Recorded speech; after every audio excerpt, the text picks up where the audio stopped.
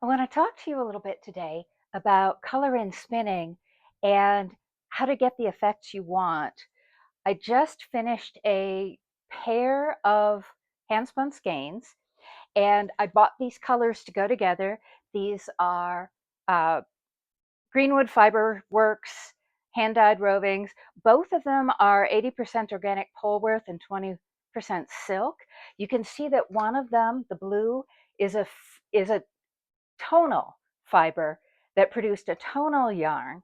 So that did not present many challenges, obstacles, questions in how I was going to handle the colors.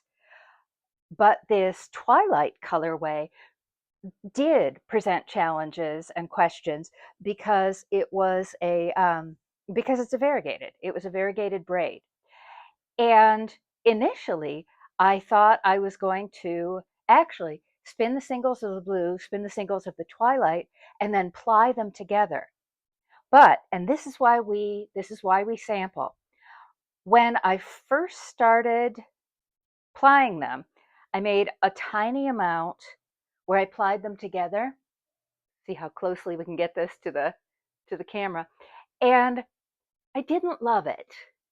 It was very barber pole-y to me. And so I opted instead to chain ply or Navajo ply the twilight with itself, and then the same with the blue. And this turned out to be, I thought, a much better decision because while there are a couple of places where the colors barber pole, they're not very frequent and they're not very noticeable. Whereas to me, the difference between the blue and the purple in the two ply yarn was just more contrast than I wanted. So what I plan to do next with this yarn is find a good coordinating color, by which I mean a neutral that does, or not even a neutral, but just a color that does not already show up in either of these skeins. And as I look at this very pale blue that I've used for my skein ties, I might actually do a very pale blue, an even paler shade of blue as the contrast color. And what I can do then is do a circular yoke or some kind of color work pattern that starts off blue, then shades into the variegated, and then goes back to the blue. Jennifer, I think her last name is Steinglass, does a whole series of simply gorgeous color work patterns on knit sweaters.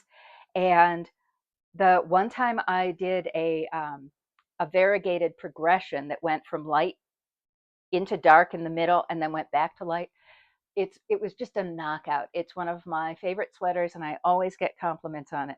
So now that I made these color decisions, I feel a lot more confident about how I'll be able to use this yarn. I'm going to point out two other things, and then we'll call it quits for talking about my handspun. First, this tiny little butterfly of yarn that I made represents the smallest proportion of fluff. I'm going to guess that I used maybe this much of the whole width of the braid of each color to make this, and it gave me so much information. I completely understand that people are reluctant when they've got just a 4-ounce braid or two 4-ounce braids in different colorways like this, that you're reluctant to waste even an inch of the yarn, but I'm telling you, it's worth it. If I had not taken the time, and I could have made this much smaller and I probably would have made the same decision. I probably could have done this in half the amount of yardage that I made here. And this is, I'm going to say at most 2 yards, 3 yards. Uh, if I had gone ahead with my plan without bothering to sample in the plying, I would have ended up with 8 ounces of yarn that I didn't love. So taking the time to do just a small amount of sampling at any stage, whether it's spinning your singles or plying, can give you way more information. And the reason I'm holding out this yarn tie is this is actually my ply back sample. It is about, I'm going to say 8 inches long. And this is what you make as a reference for the rest of the singles on your bobbin. So you spin about, let's say, 10 inches of yarn, and then you just let it go. Let it twist back on itself.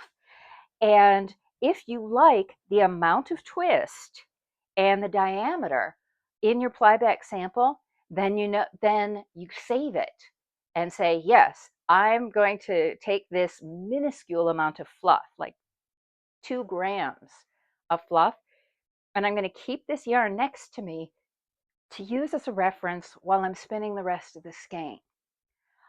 And if you don't like it, you figure out what you don't like about it. It's too fat, it's too thin, it has too much twist, it doesn't have enough twist.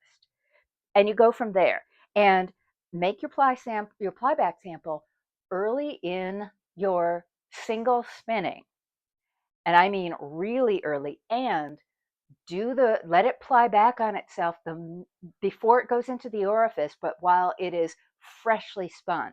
So for instance, you don't want to take a bobbin of already spun yarn that you've left overnight or even a couple of hours and pull back a small amount and let it ply back on itself, because it will have lost twist energy. And you want as obvious, you want the same amount of twist energy in your plyback sample as you're going to get while you're spinning.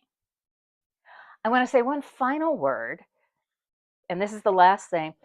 There is 20% silk in this top, and spinning silk, even in a blend, changes things. When I took these skeins off the Nitty Knotty, they had so much excess twist because you need that for the silk. Silk demands an awful lot of twist, and so you need to give it to it. Give it what it wants. But then after I set the twist by soaking in cool water with a little bit of wool wash for about 20 minutes, most of that excess twist eased up. It didn't entirely. You will still see some kinky parts in my skein, but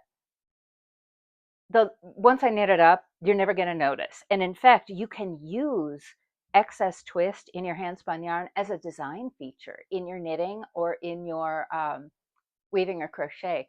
The knitwear designer Valentina Devine does a lot of projects where she deliberately has excess twist in the yarn, and then it starts to do things. The knitting will start to slant this way, and then it'll start to slant that way.